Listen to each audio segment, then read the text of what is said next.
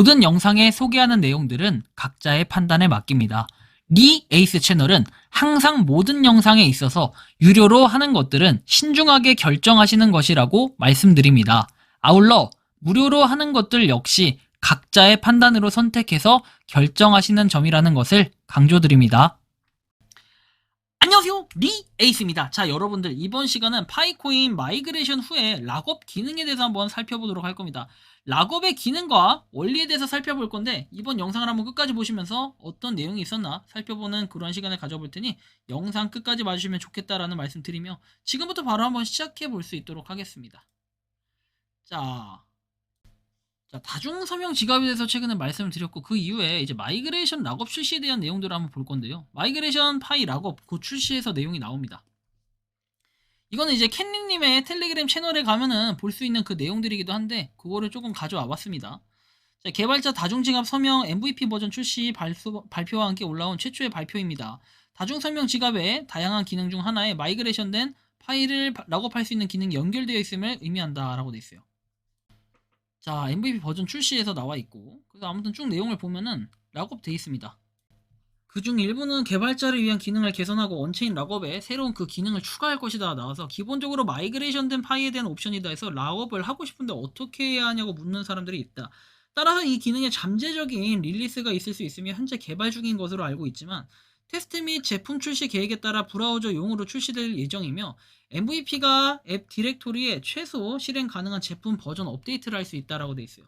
저희뿐만 아니라 커뮤니티의 개발자들도 파이 앱 출시를 준비하고 있고 따라서 해당 인터페이스에 간단한 버전이 있을 것이다.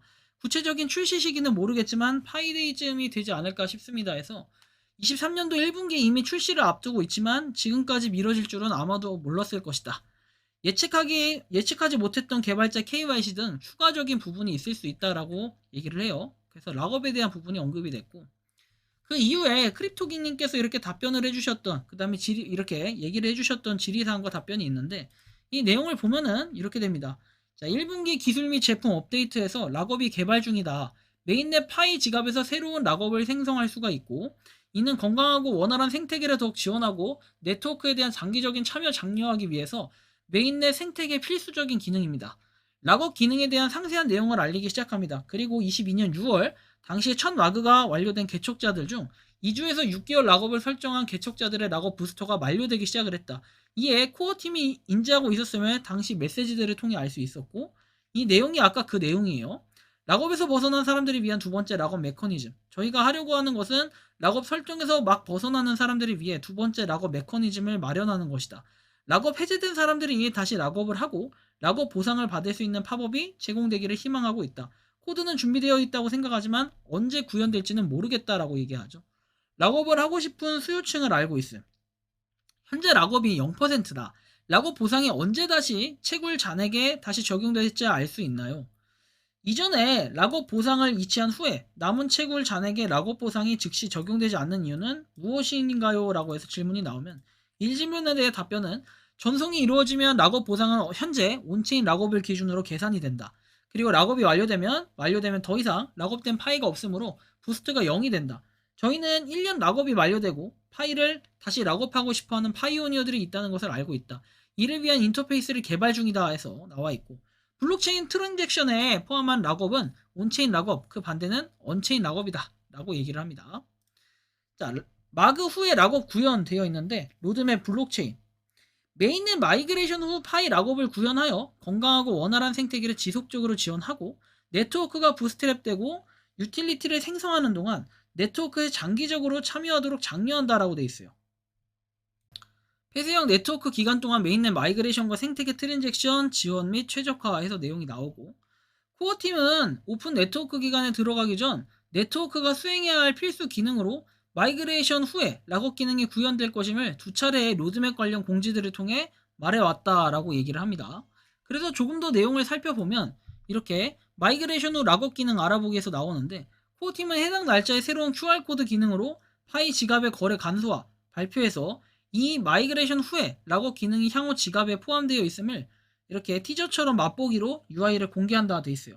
향후 포스팅에서는 파이 지갑에 대해 더 다루겠다 해서 P2P 거래를 위한 좀 더 다양한 기능들이 탑재될 것이라고 이렇게 언급을 합니다.